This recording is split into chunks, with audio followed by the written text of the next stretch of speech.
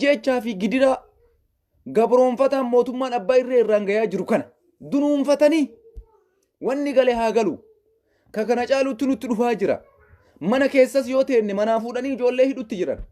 Manaa fuudhanii qeerroo balleessutti jiran. Mana teennee badurra jedhanii guyyaa har'aa akka isin argitan sanitti ijoollee shamara kumaatamaan gadi baatee qarree fi qarreen qeerroon falmii hagas ga'u san dhageessisan.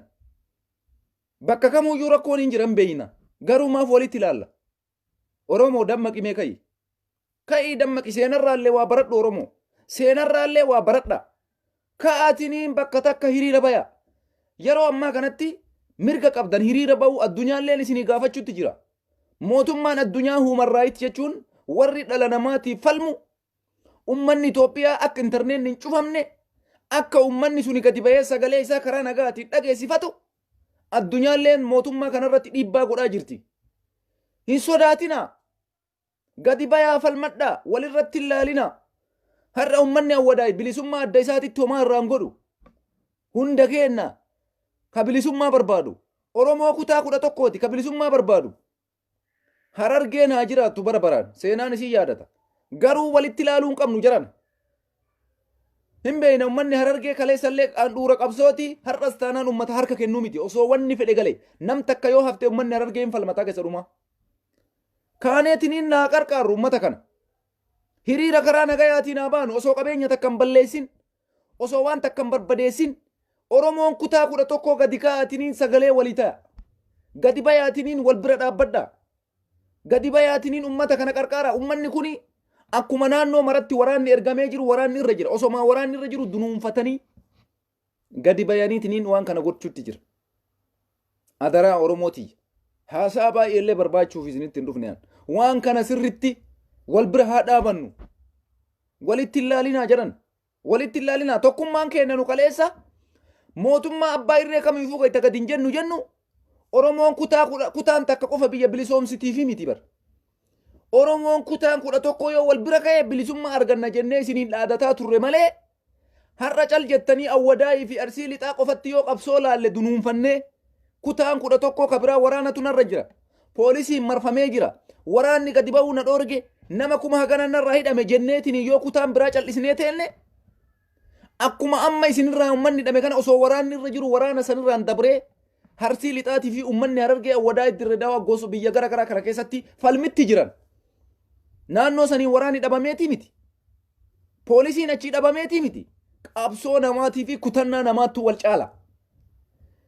Kutannaa namaattu wal caala malee waraanni naannoo awwadaa fi Harargee lixaa arsii irra sinuma jira. Garuu naannoon biraa nama 5,000 nurraa hidhame.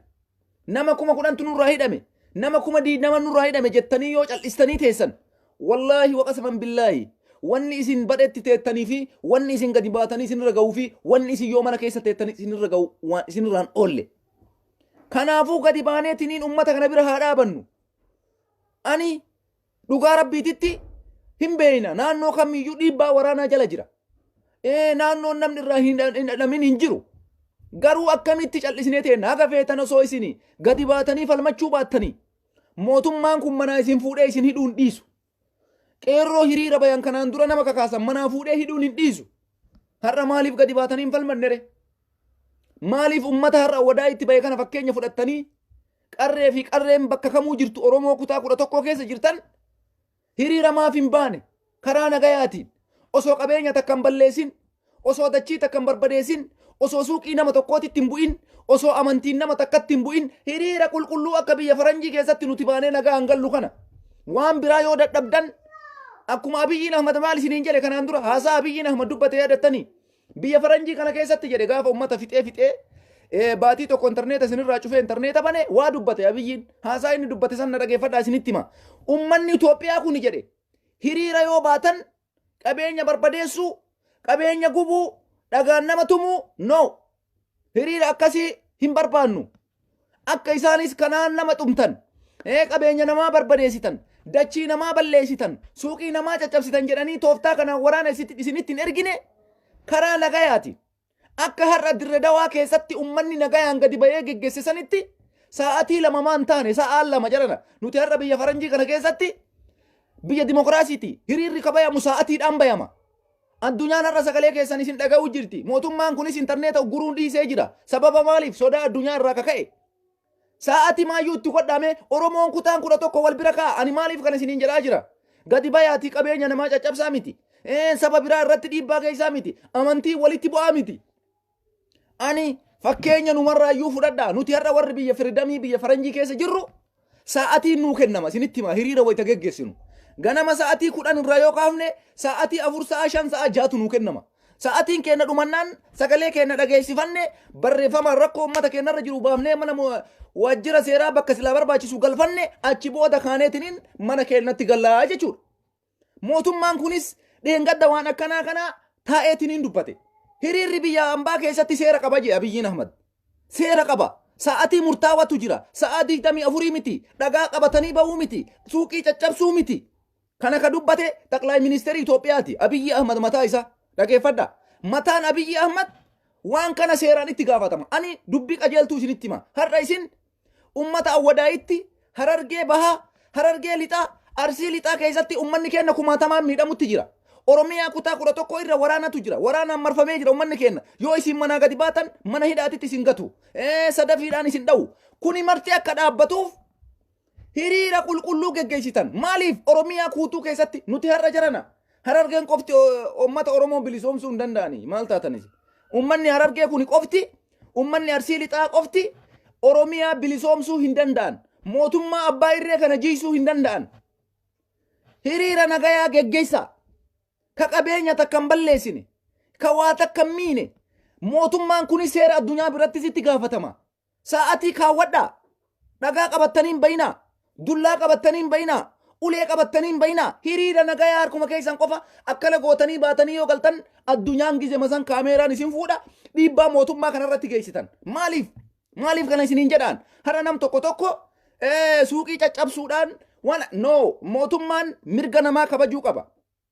Hiriira karaa nagayaa geggeessuu qabdan. Hiriirallee yoo ta'e akka fakkeenya har'a Dirree Dawaa keessatti ijoollee shamarranii qarreen qophaa'essanii qopheessuu qabdan. Bakka 11tti. Bakka 11 jechuun Oromiyaa guutuu keessatti. Sa'aatiidhaan bayaa hiriirallee.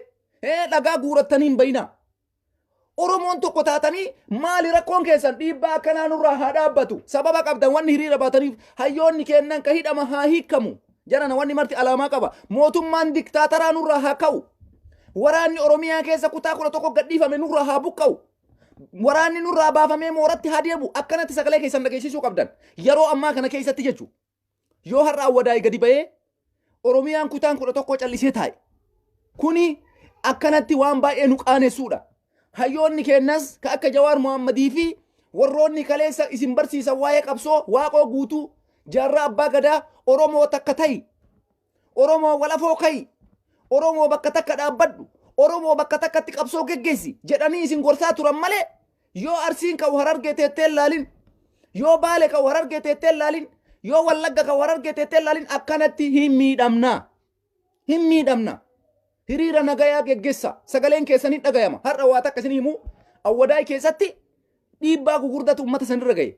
Ijoollee dubartii gadi bayanii falmatan. Hayyoonni keenya haa hiikaman. Poolisiin nurratti dhiibbaa mirga dhala namaa godhaa jiru. Ka dubartii teenarra dhiibbaa godhaa jiru. Ka dhiira keenyarra dhiibbaa godhaa jiru. Nurraa haa ka'u. Nurraa haa ka'u. Ka jedhu sagalee dhageessifatan. Wanni akkanaa kuni Oromiyaa kutaa 11 keessatti dalagamuu qaba.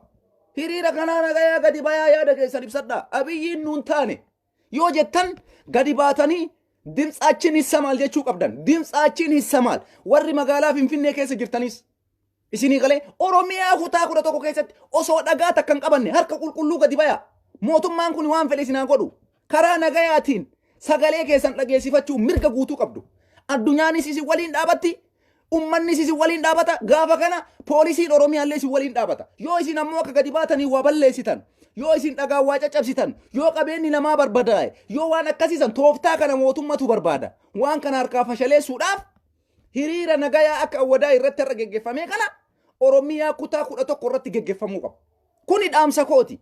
Maaliif akkuma seenaa Oromoo keessatti Oromoo yeroo baay'ee wanni ni cabuuf wayita Oromoon kutaa tokkoo ka'ee falmatu kuuwwan cal jedhee itti ta'a. Kutaan 10 har'a ummanni awwadaa'ii gadi bayee hiriira falmaa ture. Eshi ummanni kuummaa waliin hin bayinaa.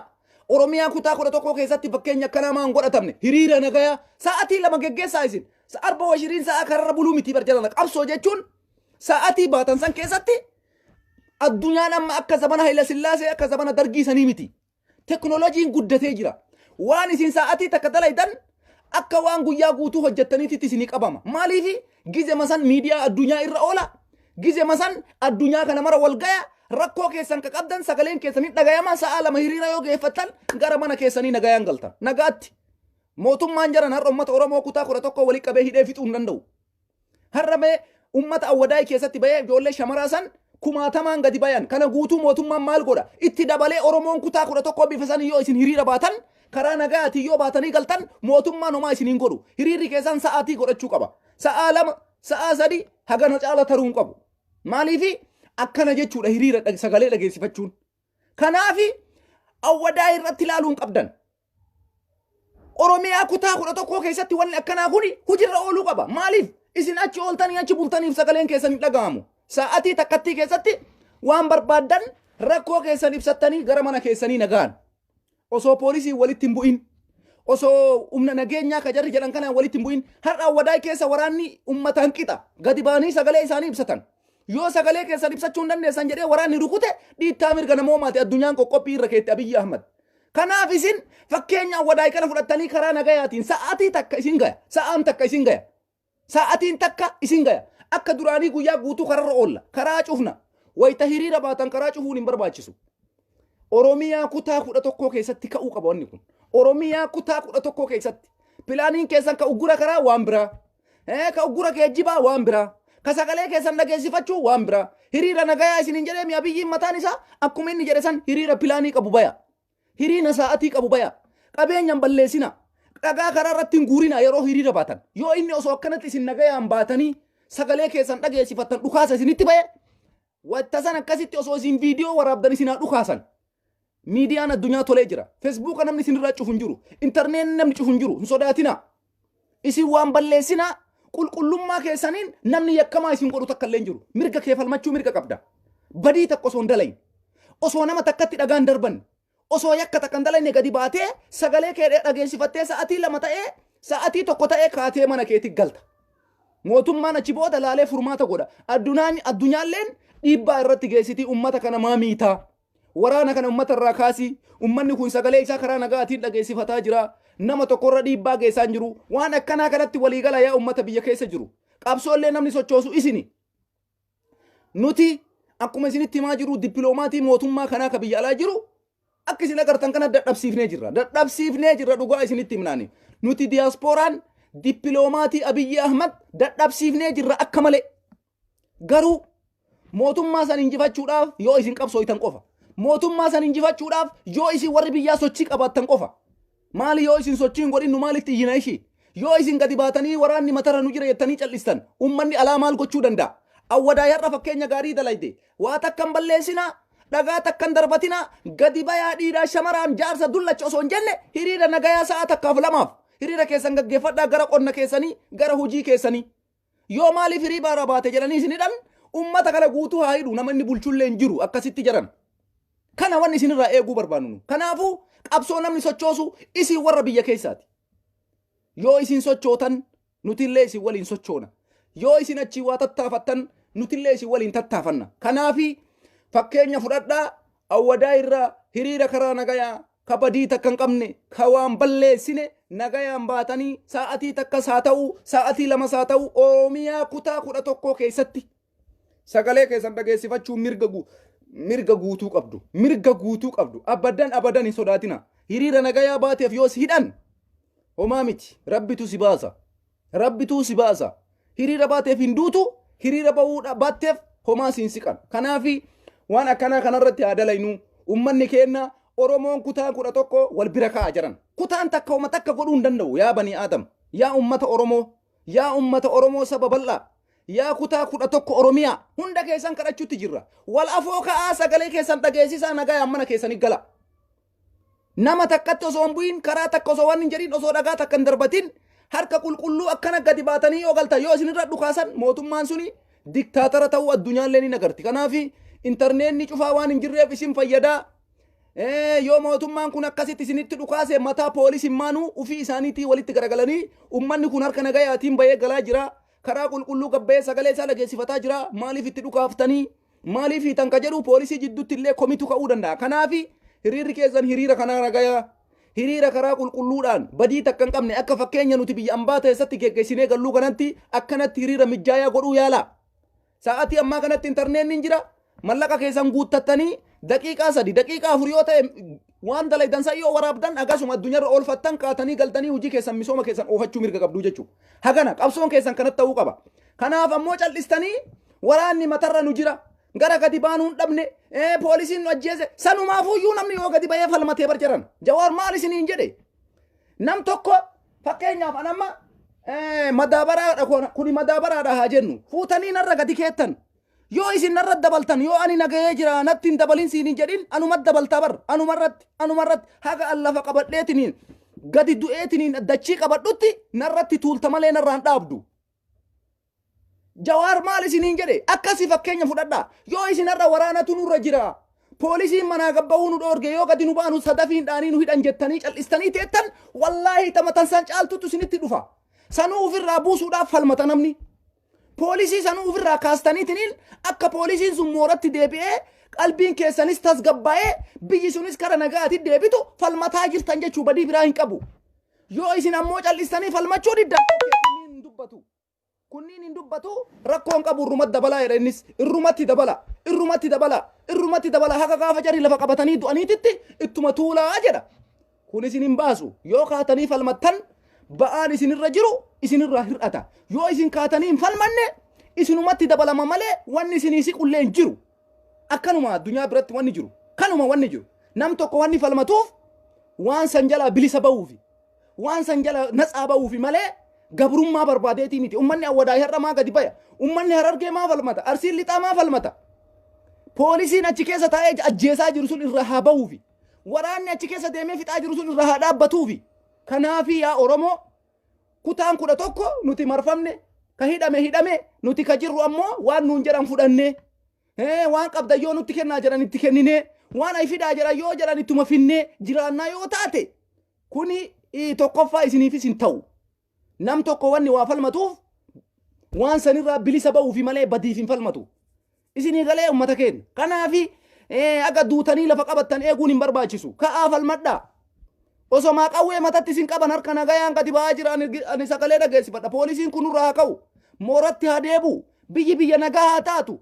Mootummaan kun sagaleen kennaa haa dhaga'amu. Dimtsaachinis samaal jettanii gadi baatanii galtan. Yoo cal jettaniitiin uummatuma harargee narra hiriira baate. Arsii lixaa keessatti har'a hiriirri geggeeffame no isin taarikuma namaa ni mina ufii keessanillee taarika keessa gala ufii keessanillee waa tokko himuu yaala maali kaa isin waan ummanni awwadaa har'a dalage himuu keessan maal fayyada biyya keessa osoo teettan taarika namaa himuurra ufii taarika dalaguutu isin caala dhugaa isinitti maani maaliif har'a yaa ummata harargee qabsaa jettu isin ummanni oromoo kutaa 11 teettanii maal taayoo akka jaraa kana taatan bar nasbeen harargeellee nasbee nama kaaniitiin addaa miti bar nasbeema haga bakka biraa qabsoon himtan ufii keessanii qabsaayaa ta'uu qabdan.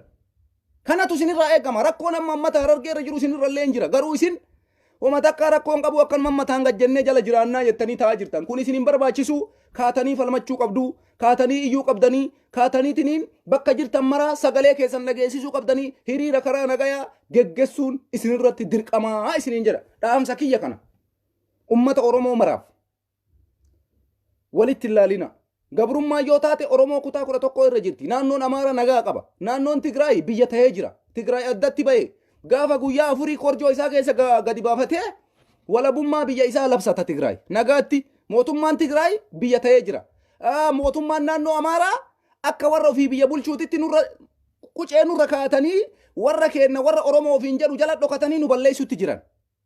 Kanuma wanni jiru. Kanaafi Oromoon ammoo rakkoo kana jalaa bahuudhaaf tokko taatanii kaatanii sagalee keessan dhageessifachuu maalinni hidhaa nurra haa dhaabbatu maa inni ajjeechaa nurra haa dhaabbatu maa inni saamichi nurra haa dhaabbatu maa inni warri hidhaman hayyoonni keenya haa hiikkaman waanuma kana qofa gaafattanis nagaan baatanii kana gaafattanii nagaan mana galtan yoo kanaayyuu gaafachuu mirgan qabdan jedhe mootummaan jireenyummaan keessanuun barbaachisu kana caalaa wannummaan isin biyya san keessa qabdanillee hin jiruu jechuudha yoo poolisiin nutti gadi dhiiftan nurra haa manatti deebuun jedhin yoo ummanni keessan ka hidhame obboleessi sirraa hidhame abbeeraan sirraa hidhame ilmi akaakayyuu keetii ka sirraa hidhame ilmi fira keetii ka sirraa hidhame hayyoonni oromoo isinirraa hidhaman nu haa hiikamu jechuu yoo mirgan qabaanne jiraachuun keessanuu bilaashaa jechuu isinii gala kanaafi falmachuun isinirratti waajiba sagalee keessan dhageessifachuun isinirratti dirqama kanaafi eddoon sun akkasi jira naannoon sun qabsotti jira naannoon sun ka'ee falmataa jira no kun hin barbaachisu ka'uu qabna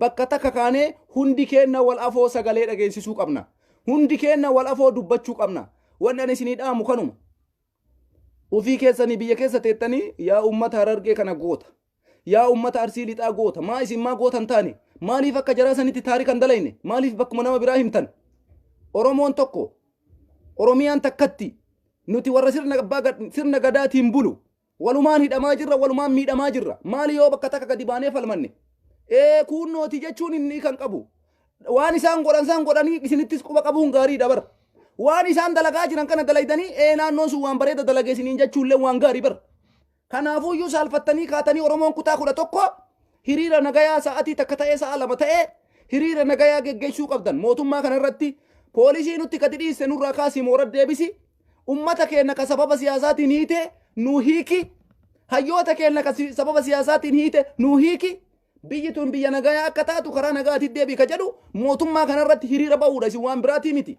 dhagaan nama tumuu karaa maal godhu waan akkasiisanii miti amma ummata karaa nagayaatiin hiriira keessan dhageessifadhaa sa'a takka sa'a lamallee yoo ta'e wanni ani isinii dhaamu kana adaraa oromoo walitti raalinaa qabsoo yoo isin biyya keessaa ittiin jiraattan qofa kan nama taatu yoo isin warri biyya keessaa cal'istaniitumaan kutaa takkattii qofa irratti ilaaltan nuti somaa godhuu hin dandeenyu haga dandeenneen dippiloomaatii mootummaan qabu ka biyya alaa irraa dhaabne harkaa kuffisne dhiibbaa guddaa irratti goone gaggalmoessine hinjifannellee isin ammoo yoo biyya keessaa naannoon tokko hiriira ba'u yoo naannoon tokko qawwee sodaateetumaan na hidhanima sodaatee taa'e wanni isinii goonu hin jiru ani kanuma isinit dhaamadha adaraa walitti ilaalinaa wanni dhokattee kararra baatee sitti dhuftu manatti sitti dhufuun hin ooltu tanuma waan biraa ammoo nam tokko biyyarraa waa'ee qawwee kana dubbataa jirtan nama biyya keessaa barreeffama nama wayii argee waa'ee qawwee kana itti yaada ijoolleen diyaaspooraa waan jedhu wayii arge maali waa'ee qawwee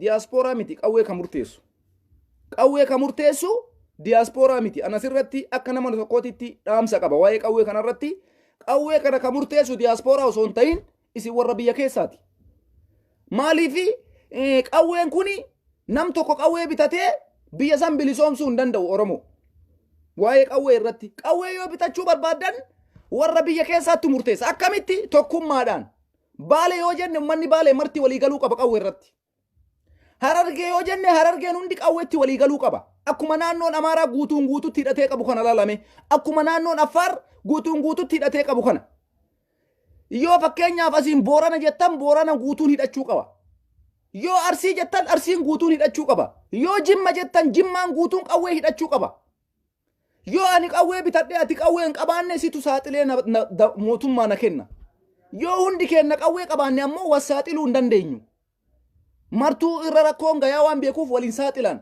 waa'ee qawwee namni murteessu si warra biyya keessaati qawwee bitatuu yoo barbaadan murtee isa dhumaarra gayaatiniin qawwee nuu bita falli jiru qawweedha tana isintu jedha mallaqa nu qarqaaraa akka dandeessanitti qawwee nuu bitaa homaa hin dandeenye akkasitti gurmooytanii as bahuu qabdan saniin gara kaanitti ati obboleessa keetii bitii ati ilma abbeeraa keetiitii bitii ati ilma akkoo keetiitii qawwee bitiin no kuni yakka guddaadha kuni yakka tokkoffaa maaliifi namni ani qawwee bituu kana namuma tokkochatu dhaqee saaxila gurbaan kun qawwee bitatee qabaa bar gaafa kaanii poolisiin dhuftee karra dhadhooytee mana hidhaatti darbiti waggaa 10 waggaa 15 waggaa 20 30 qachi hidhaa ciisa kana hoo kana balleessuuf maal ta'uu qaba namni qawwee hidhatu jalqabuma woboo jedhamuu qaba bosona seenuu qaba paartii wayii ijaaree saba kana bilisoomsuudhaaf waan akkasii xumuranii geessanii nuti nama haganaa qophoo qabna qawwee hagana barbaanna yoo danda'ame diyaaspooraan akkuma jettan isinii godha